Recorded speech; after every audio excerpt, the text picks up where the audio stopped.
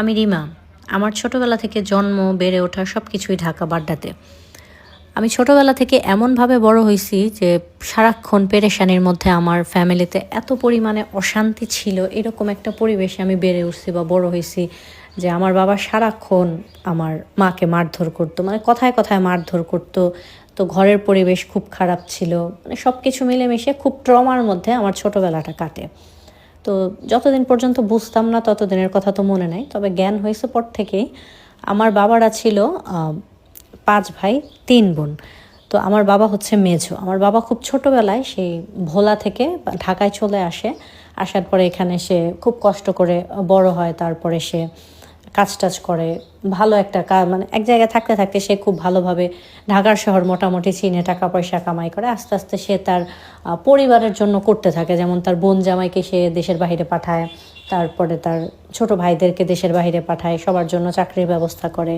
এরকম হচ্ছে সে মানে শুধু তার ফ্যামিলির জন্য এরকম করতে থাকে। তারপরে তো সে আমার মাকে যখন বিয়ে করে, আমাদের মানে খাবারটাও ঠিক মতো দিত না। আমার বাবা এরকম হয়তো যে বেতন পাওয়ার পরে সে হয়তো বেতন পেয়ে পরদিন চলে গেছে দেশের বাড়িতে, আর না হয়তো সে টাকা পুরো টাকাটা পাঠিয়ে দিত। আর আমার মাকে বলতো আমার নানু বাড়ি থেকে টাকা নিয়ে আসতে, যে আমাদের সংসার চালানোর জন্য বা যে কোনো প্রয়োজনে বলতো আমার নানু বাড়ি থেকে টাকা নিয়ে আসতে। তো আমার নানা, আমার যখন 4-5 বছর বয়স, ওই সময়টাতে আমার নানা হচ্ছে হারায় যায় কোথাও একটা, তাকে আর খুঁজে পাওয়া যায় না। আজ পর্যন্ত তাকে আর খুঁজে পাইনি, সে কোথায় আমরা বলতে পারি না। তারপরে ওই সময়টাতে আমার নানু বাড়ির মানে কন্ডিশনটা তো খুবই খারাপ ছিল, সবাই অনেক কষ্টে ছিল। আমার মা হচ্ছে বড় মেয়ে বা বড় মেয়ের জামাই হিসেবে তো আমার বাবার একটা দায়িত্ব ছিল তাদের দেখা বা হচ্ছে তাদের খোঁজ খবর নেওয়া। এরকম কিছুই করতো না সে। তখন আমার মাকে প্রচুর মারধর করতো, আর ওই বাড়ি থেকে টাকা পয়সা আনতে বলতো। তখন আমার 5 বছর, ওই সময়টাতে মার সাথে এরকম খুব মানে ঝগড়াঝাটি করে আমার বাবা চলে যায় আমাকে নিয়ে, আমাদের গ্রামের বাড়িতে চলে যায়, যে মার সাথে আমাকে রাখবে না বা থাকবে না মার সাথে। সে তখন নিয়ে আমাকে আমার বড় ফুপুর কাছে রেখে আসে। তো আমার বড় ফুপুর ছিল 4টা ছেলে। সে সবসময় চাইতো আমাকে তার ছেলের বউ করতে। সেই সুবাদে আগেই বাবা বলে, ঠিক আছে তুই তো বড় হয়ে ওকে বিয়ে করবি, ওকে রাখ, তোর ছেলের জন্য বিয়ে করাবে তো ওকে রাখ, ওর মার সাথে থাকবো না, এরকম কিছু বলে ফুপির কাছে আমাকে রেখে আসে। তো এখানে আমি প্রায় 3 মাস থাকি, কিন্তু আমি তো আমার মাকে খুব মিস করতেছিলাম বা আমি আমার মার সাথে থাকতে চাইতেছিলাম। তখন হচ্ছে আমার প্রচুর জ্বর হয়, তো একসাথে প্রায় 4-5 দিন আমার খাওয়া দাওয়া বন্ধ ছিল। তখন বাধ্য হয়ে আমার বাবা আবার আমাকে নিয়ে আসে আমার মার কাছে। এরপরে থেকে তো মানে বড় হইতে শুরু করলাম, প্রতিনিয়ত সংসারের এরকমই ঝামেলা তাদের দুইজনের, আমার মার আর আবার বাবার মানে লেগেই থাকে। আর টাকা পয়সা যখন না থাকে, অভাব অনটন থাকে, অটোমেটিকলি মানে অশান্তি তো সংসারে থাকবেই। তো আমার মনে আছে তখন আমার ছোটো বোনটার 5 বছর বয়স। ওই সময়টাতে একদিন আমার বাবা আমাকে বলছে যে ওর জন্য দোকান থেকে গিয়ে কিছু কিনে দিতে, ওকে খাবারের জন্য। তো ও আর আমি যখন দোকানে গেছি, দোকান থেকে আইসে আমি দেখতেছি যে আমাদের ঘরের দরজা লাগানো, শুধু আমার মায়ের চিৎকারের শব্দ পাইতেছে যে আমার মাকে আমার বাবা প্রচুর মারতেছে, যে আর মাইরো না, আর মাইরো না।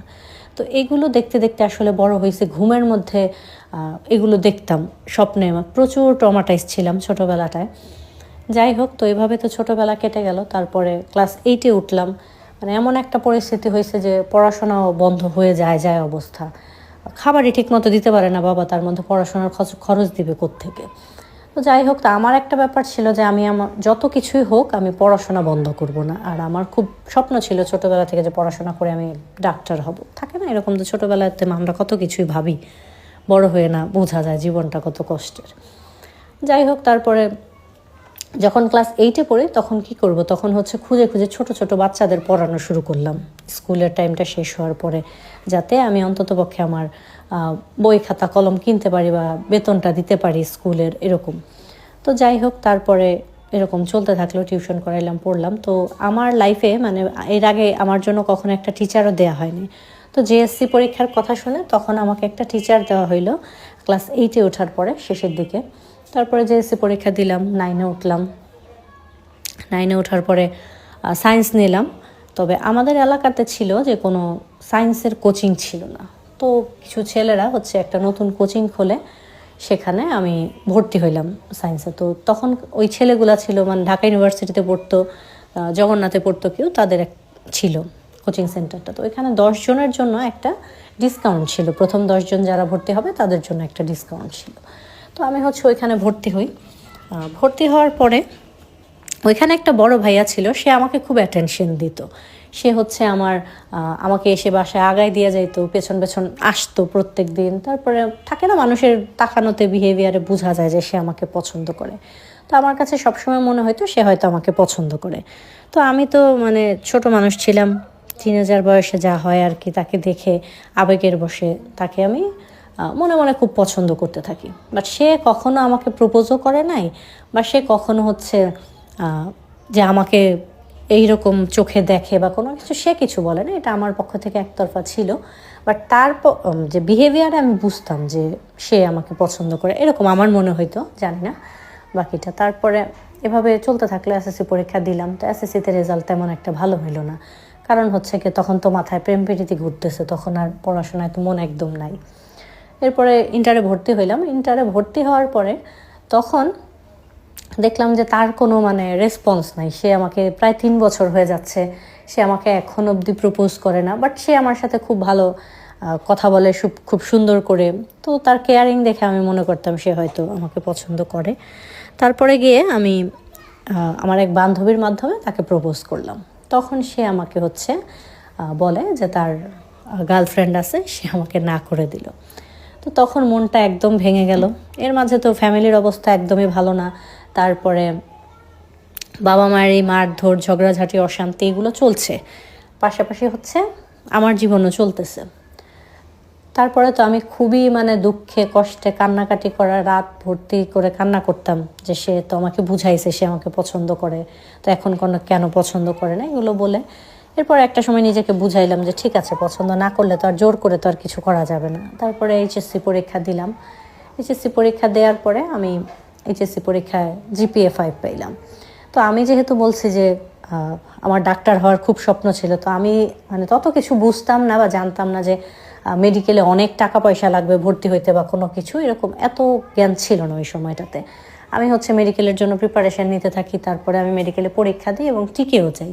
কিন্তু আমার বাবার তো টাকা ছিল না।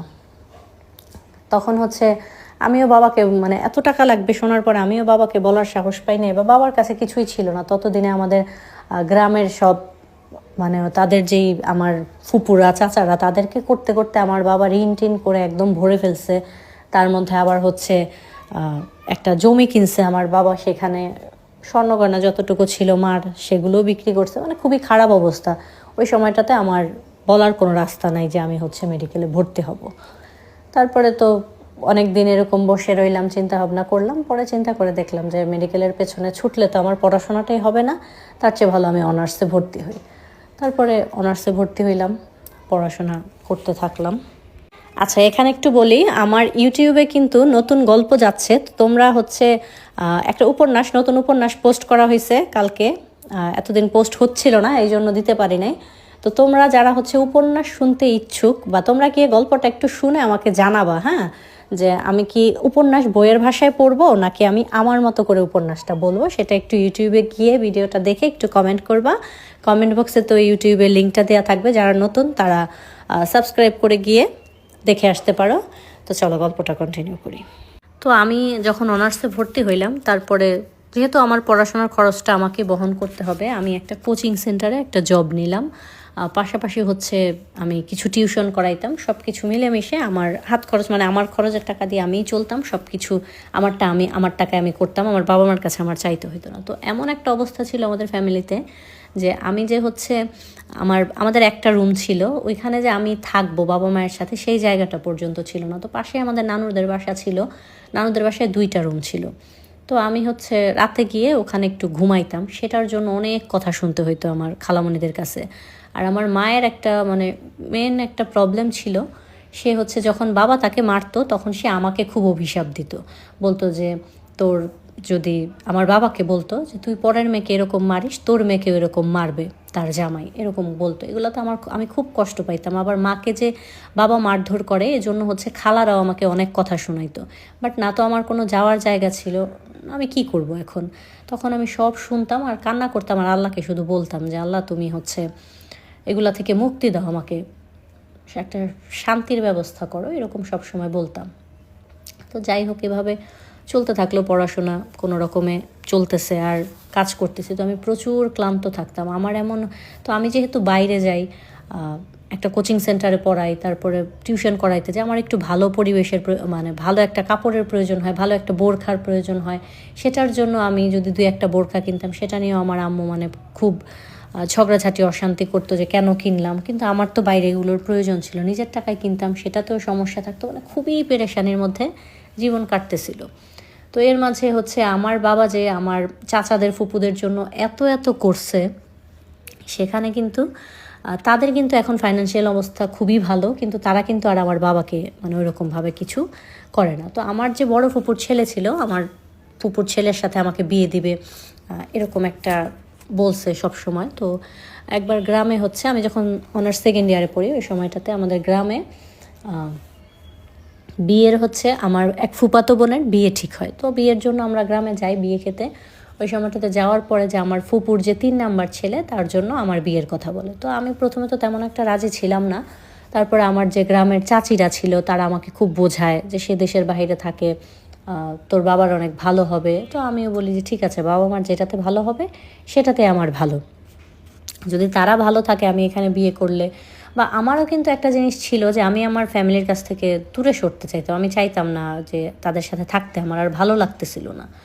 তো ওই সুবাদে সব কিছু মিলেমিশে একটা সময় আমি হচ্ছে রাজি হয়ে যাই বিয়ের জন্য। কিন্তু আমার মা, সে যত কিছুই হোক, আমাকে যত অভিশাপ দেখ যাই করুক, মা তো সে সব সময় আমাকে বলতো যে তুই হচ্ছে ওখানে বিয়ে করিস না, কোনোদিনও তোর শান্তি হবে না।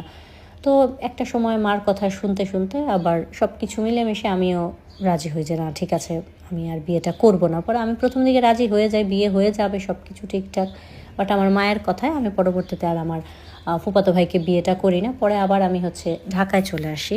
তো এভাবেই সব কিছু চলছিল। একটা সময় হচ্ছে যে সব কিছু মেনে নিয়ে জীবনের মতো চলতেছিল, আমি আমার মতো জব করতেছিলাম, টিউশন করতেছিলাম।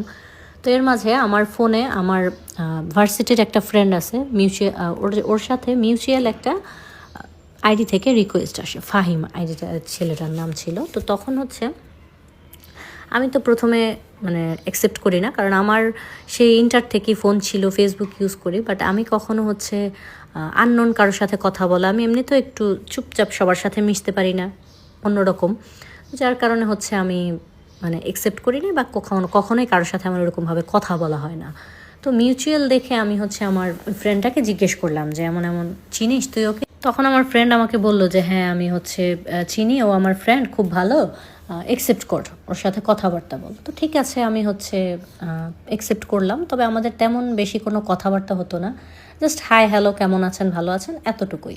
তো এর মধ্যে রমজান মাস চলে আসে, তখন হচ্ছে একদিন তার সাথে এরকম কথা বলে আমি জানতে পারি সে হচ্ছে খতম তারাবি পড়তেছে। তো এটা শোনার পরে আমার খুব ভালো লাগে যে একটা, সে যে ইউনিভার্সিটিতে পড়তো, ওই ইউনিভার্সিটির ছেলেমেয়েরা তো এমনিতেই খুব একটু মানে বড় লোকের ছেলেপেলেরা পড়াশোনা করে, তো আমি নামটা না বলি, তো এখানকার একটু শৃঙ্খল হয় ওইখানকার ছেলেরা, সেইখানে সে হচ্ছে খতম তারাবি পড়তেছে মসজিদে। আমি একটু অবাক হই, আবার হচ্ছে এই বিষয়টাই আমার কাছে খুব ভালো লাগে। তো আমার যে ফ্রেন্ডটা ছিল ওর সাথে, যে মানে মিউচুয়াল ছিল, ওরও ফ্রেন্ড ছিল, ও হচ্ছে সব সময় আমাকে বলতো যে ও খুব ভালো ছেলে, মানে ওর সম্বন্ধে অনেক প্রশংসা করতো, এটা শুনতাম, ফোনে একটু একটু ওর সাথে কথা হইতো। তো ওই জায়গা থেকে তারপরে ও হচ্ছে আমাকে, তখন রমজান মাস ছিল, রমজান মাসেও আমাকে প্রপোজ করে, বাট আমি হচ্ছে ওইরকমভাবে মানে গুরুত্ব দিই না বিষয়টা। পরবর্তীতে ওর প্রোফাইলে গিয়ে ঘুরে ফিরে দেখলাম ও খুব ঘোরাঘুরি করতে পছন্দ করে। এখন আমিও হচ্ছে সারা জীবন ঘরের মধ্যে এত অশান্তি, বন্দি, চাপা, এগুলো থাকতে থাকতে আমারও ঘোরাঘুরি জিনিসটা খুব পছন্দ। তো যাই হোক, সব কিছু মিলেমিশে ডিসিশন নিলাম যে ঠিক আছে, রোজার পরে ঈদের মধ্যে 5 তারিখ আমরা দেখা করব। তো দেখা করতে গেলাম। সে যে দেখতে আহামরি খুব বেশি সুন্দর এমন না, তবে ঠিক আছে, ভালো লাগার মতো। তো যেদিন সে আমার সাথে দেখা করতে আসলো, 5 তারিখ ছিল বলে সে আমার জন্য 5টা গোলাপ নিয়ে আসলো। তো এটা একটা বিষয় ছিল ইমপ্রেস করার। তারপরে তার মানে কথাবার্তা, তার হচ্ছে একটা কেয়ারিংয়ের ব্যাপার ছিল, সে খুব কেয়ার করতো। যেমন আমি তার সাথে দেখা করতে গেছি ওই দিন, তো কারোর সাথে দেখা করতে যাচ্ছি, ওই এক্সাইটমেন্টে আমি হচ্ছে একটা নতুন জুতা পরে যাই। তো নতুন জুতা পরলে অনেক সময় জুতাটা বেশি ফিটিং হলে দেখা যায় না, পায়ে ঠোসা পড়ে যায়। তো আমার হচ্ছে পায়ে ঠোসা পড়ে গেছে, আমার খুব কষ্ট হচ্ছিল হাঁটতে। তো আমি তারপরে স্বাভাবিক থাকার খুব চেষ্টা করতেছিলাম যে না, কেউ যাতে না বুঝে। তখন সে ওইটা বুঝে যে আমার পায়ে আমি ব্যথা পাচ্ছি বা পায়ে ঠোসা পড়ে গেছে, তখন সে আমাকে একটা ব্যান্ডেড কিনে দেয়। তারপরে কিছু কিছুক্ষণ পর সে আমার জন্য নতুন জুতা কিনে নিয়ে আসে যে এটা পরো, তাহলে কমফোর্টেবলি হাঁটতে পারবা। তো এই কেয়ারগুলো হচ্ছে, আমার লাইফটা ছিল খুবই অগোছালো, এত ট্রমা জীবনে, তার মধ্যে কেউ এতটা কেয়ার করতেছে, এটা হচ্ছে আমাকে মানে আমার খুবই ভালো লাগে যে ঠিক আছে তাহলে ছেলেটা মনে হয় ভালো। তো এইভাবে সে মানে তার প্রত্যেকটা নেচারে সে আমাকে দেখাইতো যে সে হচ্ছে খুব কেয়ারিং একজন মানুষ। তো আমার কাছে ওইটাই ছিল সবচেয়ে দুর্বলতার বিষয় তার প্রতি, যে সে আমার খুব কেয়ার করতেছে। তো আমি তার প্রপোজালটা অ্যাকসেপ্ট করি। তো আমার দুটো বেস্ট ফ্রেন্ড ছিল, ওদের সাথে কথা বলি। তো ওরা সবসময় হচ্ছে ওদের সাথে আমি সব রকমের কথাবার্তা বলি। তো ওরাও বলে যে না, ছেলেটা ভালো, তুই হচ্ছে ওর সাথে রিলেশনে যাইতে পারিস। তো তারপরে আমি তার রিলেশনটা অ্যাকসেপ্ট করি। বাট অ্যাকসেপ্ট করার পরে যেটা ছিল, আমি ছিলাম খুব কনজারভেটিভ মাইন্ডেড। আমার মানে 5 ওয়াক্ত নামাজ পড়তাম। এমনিতে এখনকার মেয়েরা যে এরকম না, আমার একটু চিন্তা ভাবনা ছিল যার সাথে প্রেম করব তার সাথে যদি বিয়ে না হয় গুনাহ হবে, এরকম কিছু একটা। তো আমি হচ্ছে এই বিষয়ে ফাহিমের সাথে আলাপ করি যে এরকম আমি এরকম কোনো সম্পর্কে থাকতে চাই না যেটা মানে ইসলামের নজরে যেটা খারাপ হবে, ওরকম কিছু একটা। তো সে আমার ব্যাপারটা বুঝতে পারে, তখন সে আমাকে বলে যে আচ্ছা ঠিক আছে আমরা বিয়ে করে ফেলবো, এরকম কিছু। তো আমি তো অবশ্যই চাইতেছিলাম আমার ফ্যামিলি থেকে বের হয়ে আমি কোথাও একটা ভালোভাবে থাকার জন্য যাইতে, কারণ আমার আর এখানে ভালো লাগতেছিল না। তখন সেও বলে। তারপরে আমার জন্মদিন আসে। তো আমার জন্মদিনে সে হচ্ছে আমার জন্য খুব মানে একদম একটা রেস্টুরেন্ট পুরো ভাড়া করে সেখানে পুরোটা ডেকোরেশন করে সুন্দর করে আমাকে একটা সারপ্রাইজ দেয়। তো ওইখানে সে ইসে নিয়ে যায়, কি বলো এটাকে, যে আমি যখন গাড়ি থেকে নামি তার ফ্রেন্ডরা ফুল ছিটায় তারপর আমাকে হচ্ছে রেস্টুরেন্টের ভেতরে নিয়ে যায়। তো এইগুলো আমার জন্য খুবই স্পেশাল ছিল তখন। তো সে যে আমার বার্থডেটা প্ল্যান করে সেটা হচ্ছে আমার দুইটা বেস্ট ফ্রেন্ডকে নিয়ে, ওদের যেহেতু চিনতো আগে থেকে, ওদের সাথে কথা হইতো, তো ওদেরকে নিয়ে প্ল্যান করে। আর আমি আমার ফ্রেন্ডের সাথে আলাপ করি যে হচ্ছে আমরা বিয়ে করব। বাট আমার একটা ফ্রেন্ড ছিল, ওর একটা বয়ফ্রেন্ড ছিল, ও ছিল ঢাকার বাইরে থাকতো। তো সব সময় হচ্ছে ওর সাথে দেখা করতে পারতো না বা ওর জন্য কোনো গিফট টিফট তেমনভাবে দিতে পারতো না। যাই হোক, তো ও হচ্ছে এই বিষয়টাতে খুব মানে জেলাসি ফিল করতে থাকে যে আমাকে কেউ এত স্পেশাল ট্রিট করতেছে, আমাকে বিয়ে হয়ে যাচ্ছে আমার, বা ছেলেটা এত ভালো, এই জিনিসগুলো নিয়ে ও খুব প্রবলেম করে। ও আমাকে বারবার বলে ওকে এখন বিয়ে করার দরকার নাই, মাত্র হচ্ছে রিলেশন শুরু করছিস, বিয়ে কর পরে, এরকম মানে অনেক কথা। তো এটা আমার জন্য খুব দুঃখজনক ছিল যে যেই বেস্ট ফ্রেন্ডকে আমি এত ভালোবাসতাম সে আমার ভালোটা তার সহ্য হইল না। যাই হোক, তো রেস্টুরেন্টে যখন সে হচ্ছে আমার বার্থডের সব কিছু করে, তো ওইখানে হচ্ছে আমরা সময় কাটানোর পরে তারপরে আমরা ডিসিশন নেই যে হ্যাঁ আমরা বিয়েটা করে ফেলবো। তো যখন হচ্ছে আমার যেদিন আমি আর কি আমরা ডিসিশন নেই যে আজকে আমরা বিয়ে করতে যাব, সেই দিন আমি বের হব যখন বাসা থেকে, ওই সময়টাতে আমার বাবা মা প্রচুর মানে ঝগড়াঝাটি শুরু করে, বাবা মাকে প্রচুর মারে। তো আমি মাকে মারার জন্য আটকাতে যখন যাই, তখন হচ্ছে আমাকে বাবা হচ্ছে গালের মধ্যে প্রচুর জোরে চড় দেয়, যার কারণে মানে এমন অবস্থা হয়েছে আমি মনে হয় 10 মিনিট কানে শুনি নাই, চোখে কিছু দেখি নাই। তারপর আমার গাল টাল একদম ফুলে যায়। তো তখন আমি একদম ফাইনাল ডিসিশন নেই যে আমি এখানে আর থাকতে চাই না, এই জাহান্নামে আমি আর থাকবো না। তখন হচ্ছে আমি যাই। তারপরে আমার যে ফ্রেন্ডটা ছিল, বললাম যে ও আমাকে হিংসে করতেছিল, ওকে আর জানাই নাই। পরবর্তীতে যে আমার আরেকটা ফ্রেন্ড ছিল, ও ছিল আমার হাজব্যান্ডের একটা ফ্রেন্ড ছিল, পরে আমরা গিয়ে দুজন বিয়ে করে ফেলি। বিয়ে করে আমরা খাওয়া দাওয়া করি, একটু রেস্টুরেন্টে খাওয়া দাওয়া করে আমরা চলে আসি যে যার মতো, কোর্ট ম্যারেজ করি, যে যার মতো ওর বাসায় চলে যায়, আমি আমাদের বাসায় চলে আসি। এর মাঝে সব কিছু সুন্দরভাবে চলতে থাকে। এখন হচ্ছে আমরা প্রায় প্রতিদিনই দেখা করি, আমরা দুজনের সাথে খুব সময় কাটাই, যেহেতু এখন আমাদের ইসলামী অনুসারে তো আর কোনো বাধা রইল না। এছাড়া দুজনকে ভালো তো বাসতামই প্রচুর। তো এভাবে বেশ কিছুটা সময় চলে যায়। যাওয়ার পরে আমি ওর জন্মদিন আসে, তখন আমি চিন্তা করি যে আমাকেও এত সারপ্রাইজ করলো, ওকেও তো আমার কিছু করা উচিত। বাট আমার তো এই অ্যাবিলিটিটা ছিল না, আমার তো টাকা পয়সার তো খুব সমস্যা আমার লাইফে, এগুলো ও সবই জানতো। তখন হচ্ছে আমি চিন্তা করি যে না, করবো যত কষ্ট হোক, খুব কষ্ট করে টাকা পয়সা জোগাড় করে ওর জন্য আমি হচ্ছে ওর এক মামাতো ভাইয়ের সাথে মিলে ওর বার্থডেটা সেলিব্রেট করার চেষ্টা করি, ওকে একটা সারপ্রাইজ দিই। তখনও সবার সামনে একটা রিং দিয়ে আমাকে প্রপোজ করে। তো ওর ধারণা ছিল যে ওর জন্মদিনে ও হচ্ছে আমাকে নিয়ে বাইরে কোথাও একটা ঘুরতে যাবে, একা একা সে আমাকে রিংটা দিবে বা প্রপোজ করবে, যেহেতু এরকমভাবে কখনো মানে গ্র্যান্ড করে তো আর প্রপোজ করে না, এমনিতে বলছে যে পছন্দ করে বা ভালোবাসে। তারপরে হচ্ছে সেটা সে ওইখানে দেখলো, তখন আমি অ্যাকসেপ্ট করলাম। তখন সবাই জানলো যে আমরা বিয়ে করতে চাই। এর আগ অব্দি তো কেউ জানে না, কারণ সবাই জানে আমরা বিয়ে করব, বিয়ে যে করে ফেলছে সেটা তো কেউ জানে না। আর ও বলছে যে আমরা বিয়েটা করব, বাট বাসায় জানাবো 5 বছর পরে, কারণ ততদিনে আমাদের সবার দুজনের পড়াশোনা শেষ হয়ে যাবে, তারপরে আমি হচ্ছে বাসায় জানাবো। তো ওর জন্মদিনের পরে আমরা ঘোরাঘুরি করি, সারাদিন সন্ধ্যায় বাসায় চলে আসি। তো এভাবেই চলতে থাকে। এমন হয়েছে একদিন যে ওর সাথে আমার যে কোনো একটা বিষয় নিয়ে খুব কথা কাটাকাটি হয়ে গেছে, তখন আমি ফোনটা বন্ধ করে রাখছি যে না, ওর সাথে আর আমি কথা বলবো না।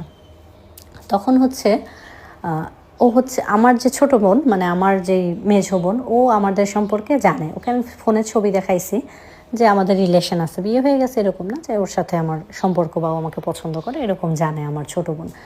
তো আমি ওর সাথে তো ঝগড়াঝাটি করে চলে আসছি, আমার ফোন বন্ধ করে রাখছি। রাত্রে সারা রাত ফোন বন্ধ, খুলি নাই। পরদিন হচ্ছে বিকেলবেলা ফোন খুলছি, তো আমার বোন যখন কোচিং থেকে আসতেছিল, ও বাসায় এসে আমাকে বলতেছে যে আপু এরকম ওই ভাইয়াটাকে আমি দেখছি চায়ের দোকানের এখানে বসে আছে। তো আমি বলি যে ও চায়ের দোকানে কীভাবে বসে থাকবে। তো এটার আরেকটা কারণ হচ্ছে ও কিন্তু আমাদের বাসা চেনে না, ওকে আমি কখনোই আমার বাসাটা চিনতে দিই নাই। কারণ প্রথমত হচ্ছে আমার বাবা ছোটোখাটো একটা চাকরি করতো, তারপরে হচ্ছে সে আমাদের বাসার সামনে এখানে তার একটা ফুচকার দোকান ছিল, এখানে ফুচকা বিক্রি করতো। তো তার দোকান ছিল, সেটাতে আমার মানে খারাপ লাগা নাই, কিন্তু আমার মা হচ্ছে তার সাথে ওই দোকানে থাকতো, এটা আমার কাছে সবসময় খুব খারাপ লাগতো। আমি আমার মাকে সবসময় না করতাম, কিন্তু আমার মা তো খুব স্বামী ভক্ত মহিলা, সে তার হচ্ছে স্বামী যেটা বলবে সেটাই করবে। তো আমার বাবা আমাকে সহ বলতো এখানে থাকার জন্য। তো এই জন্য আমি কখনো চাইতাম না এই বিষয়টা সে জানুক যে আমার মাও এরকম ফুচকা বিক্রি করে বা কোনো কিছু। এই জন্য তাকে সবসময় আমাদের বাড়ি থেকে অনেকখানি দূরে তাকে আমি পায়ে বলে চলে আসতাম যে না, আর আসতে হবে না তোমাকে। কারণ আমাদের নানুরা সবাই, নানুর আত্মীয় স্বজন, আমার মায়ের আত্মীয় স্বজন সবাই এখানে থাকতো। কে কখন দেখে কোনটা নিয়ে কী সিন ক্রিয়েট করে। তো এভাবেই মানে চলতে থাকলো দুইজনের সম্পর্ক। তো আমার বোনের কাছ থেকে এই কথা শোনার পরে আমি ভাবলাম যে হচ্ছে সত্যি নাকি। তখন তাকে আমি ফোন দিলাম, ফোন দেওয়ার পরে সে তো মানে খুব অস্থির অবস্থা, যে তুমি সারা রাত ফোন কেন ধরলা না, আমি সারা রাত ঘুমাই নাই, কালকে থেকে আমি না খাওয়া। তো এটা শোনার পরে আমার মনে হইলো যে না, আসলে সত্যিকারেরই সে হয়তো আমাকে ভালোবাসে। তখন আমি ফোন দিয়ে বললাম যে আপনি এখান থেকে চলে যান, পরে কথা বলতেছি। তখন সে চলে যায়। সেই ব্যাপারগুলো জানতো, কিন্তু সে কখনো আমাকে বুঝতে দিত না যে সে সব কিছু জানে। আমি যেমন তাকে জানাইতে চাইতাম না, সে হচ্ছে না জানার মতোই থাকতো। তো এই বিষয়গুলো, তার যে আমার প্রতি কেয়ারিং, ভালোবাসা, এগুলোই আমাকে তার প্রতি আসলে অনেকটা দুর্বল করে দিছে। এরপরে হচ্ছে আমরা দুজন মানে অনেক জায়গায় ঘুরতে গেছি। তো আমি যে ফোন বন্ধ করে রাখছিলাম সেটার শাস্তি হিসেবে সে আমাকে বলে যে তোমাকে আমি ফোন বন্ধ করে রাখছিলাম, এটা কিন্তু আমারই দোষ ছিল, কারণ আমি ভাবছিলাম রাত্রে খুলে ফোন দেবো। সেটা নিয়ে তার কোনো মানে, এক কথায় আমাদের যতবার পর্যন্ত দুজনের ফাইট হয়েছে, কখনো আমাকে সরি বলতে হয় না, বা ভুলটা আমার হইলেও সবসময় সে বলতো যে ঠিক আছে, তুমি আমারই ভুল, তুমি কখনো ফোন বন্ধ করবা না, কখনো হচ্ছে আমার সাথে কথা বলা বন্ধ করবো না। সে আমাকে খুব ইম্পর্ট্যান্ট দিত তার লাইফে, এমন মানে এর আগে কোনো দিন আমি কারো কাছ থেকে যেটা পাই নাই আর কি। তো এভাবেই চলতে থাকলো আমাদের দুজনের কথাবার্তা ঘোরাঘুরির মধ্যে। তো এর মধ্যে হচ্ছে আমার নানুর একটা বড় বোন আছে, তাদের ফাইন্যান্সিয়াল কন্ডিশনও খুব ভালো, তারা সবাই হচ্ছে সরকারি চাকরি করে। ওইখান থেকে তারা একদিন পিকনিকে যায়। তো আমিও হচ্ছে আমাকে বলে যাওয়ার জন্য, তারা আবার আমাকে খুব আদর করতো। তো আমি তাদের সাথে যাই। তারা হচ্ছে রাজবাড়ি যায় সম্ভবত। তো ওইখানে হচ্ছে তাদের সাথে যাওয়ার সময় আমি হিজাব পরে, যে মুখোশ টুখোশ পরা ছিল, মাস্ক পরা ছিল, তো আমি হচ্ছে ওটা খুলি। বাসের মধ্যে খুব গরম লাগতেছিল, তখন দুপুর হয়ে গেছে যাইতে যাইতে। তখন ওনাদের সরকারি চাকরি করে, ওনাদের সাথে একটা অফিসার, উনি হচ্ছে প্রায় 40-এর উপরে হবে ওনার বয়স। উনি হচ্ছে আমাকে দেখে পছন্দ করে এবং আমার নানুর ওই বোনের মাধ্যমে আমাদের বাড়িতে বিয়ের প্রস্তাব পাঠায়, যে অনেক স্বর্ণ দিবে, বিয়ের খরচ দিয়ে, টাকা পয়সা দিয়ে তারপরে আমাকে সে বিয়ে করতে চায় এরকম। তো বাসার মানুষ তো এটাতে সবাই খুব খুশি। এখন বাসায় কি চলতেছে আমার সামনে আমাকে কেউ কিছু বলে না, আমাকে কেউ কিছু জিজ্ঞেসও করে না। তো তাদের ধারণা ছিল তারা বললে আমি বিয়ে করে নিব। তো আমি কিছুই জানি না। এদিকে হঠাৎ একদিন দেখতেছি বাসায় খুব মানে এলাহি কাণ্ড, রান্না বাড়া, ঘরদোর গুছানো। তো আমার ছোটো বোনকে জিজ্ঞেস করলাম যে কী হয়েছে। ও বলতে পারে না, ও বলে আমি জানি না। তারপরে আমি জানতে পারলাম যে ওই বুইরা বেটা আসতেছে আমাকে দেখার জন্য ওনার ভাই বোনদেরকে নিয়ে। এরপরে আমার খালামণি এসে করে কি, যে আমাকে বলে যে তুই তাড়াতাড়ি ফ্রেশ ট্রেশ হয়ে রেডি হ, তোকে এরকম দেখতে আসতেছে, তারা আসলে হচ্ছে আজকে তোর কাবিনটা হয়ে যাবে।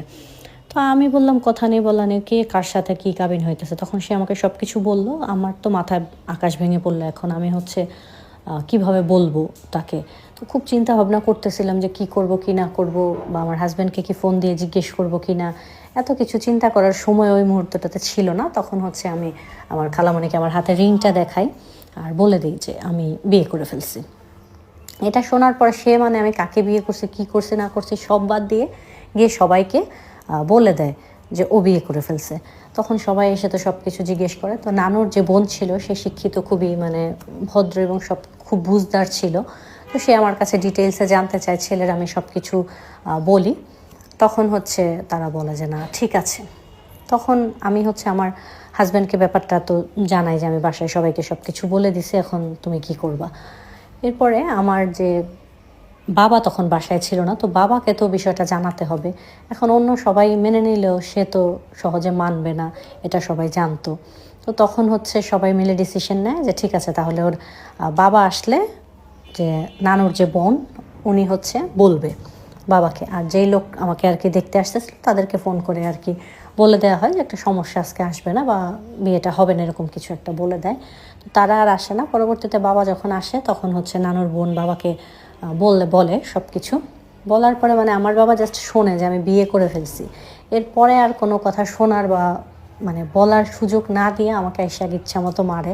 তো সবাই ওখানে ছিল, তো সবাই হচ্ছে আটকায়। এরপরে আমাকে বাসা থেকে বের করে দিবে বাবা, যে আমি যাতে বাসা থেকে বিয়ে করে ফেলছি, বাসা থেকে বের হয়ে যাই। তখন আমি কি করব? তখন আমি আমার হাজব্যান্ডকে জানানোর পরে সে বলে যে আমার নানুর যে বড় বোন ছিল বললো যে ওনার সাথে তুমি যাও, আমি দেখতেছি, বাসায় জানানোর চেষ্টা করতেছি।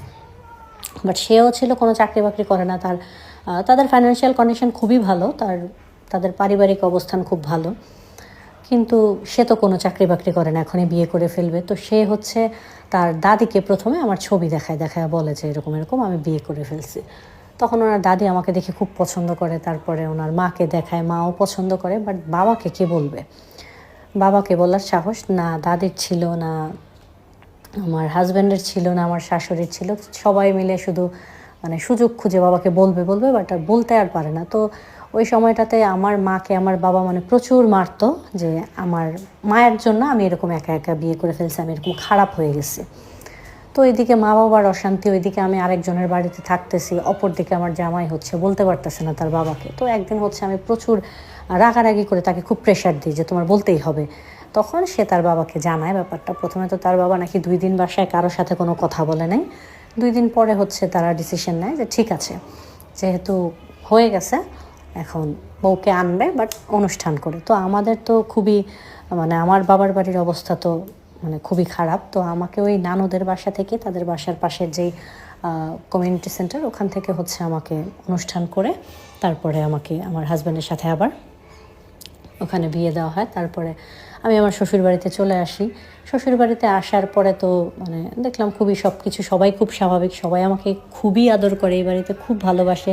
মানে আমার শ্বশুর আমাকে একটা মানে তিল পরিমাণ কাজ করতে দেয় না, এত পরিমাণে ভালোবাসে। তো আমাদের সব কাজ করার জন্য মানুষ আছে। তারপরে আলহামদুলিল্লাহ আমার একটা মেয়ে হয়। এখন আমার মেয়েটা হচ্ছে ইংলিশ মিডিয়ামে পড়ে, ক্লাস 1-এ। পাশাপাশি ওকে আমি হিফজও করাইতেছি। সবাই আমার মেয়ের জন্য দোয়া করবেন। তো এই ছিল আপুর গল্পটা। আসলে রোজা রেখে গল্প বলতে খুবই কষ্ট হয়, আর ইফতারের পর এরকমভাবে সময় হয় না, যার কারণে হয়তো অনেকটা জায়গায় আমি আটকে গেছি। সেটা হচ্ছে একটু ক্ষমা সুন্দর দৃষ্টিতে দেখবেন। যাই হোক, তো কেমন লাগলো গল্পটা সেটা অবশ্যই জানাবেন, বেশি বেশি করে কমেন্ট করবেন, লাইক করে দিবেন সবাই একটু ভিডিওটা শেষ পর্যন্ত দেখলে। আর বাকি রইল যে ইউটিউবের কথাটা, যারা ইউটিউবে গল্প শুনতে চাও কমেন্ট বক্সে লিঙ্কটা দেওয়া থাকবে, তোমরা গিয়ে শুনে আমাকে কমেন্ট করে জানাবা যে আমি হচ্ছে গল্পটাকে এভাবে বলবো নাকি আমি আমার মতো করে বলবো উপন্যাসটা। সেটা খুবই সুন্দর একটা উপন্যাস এবং খুব রোম্যান্টিক একটা উপন্যাস। তো যাই হোক, সবাই ভালো থেকো, সুস্থ থেকো, আল্লাহ হাফেজ।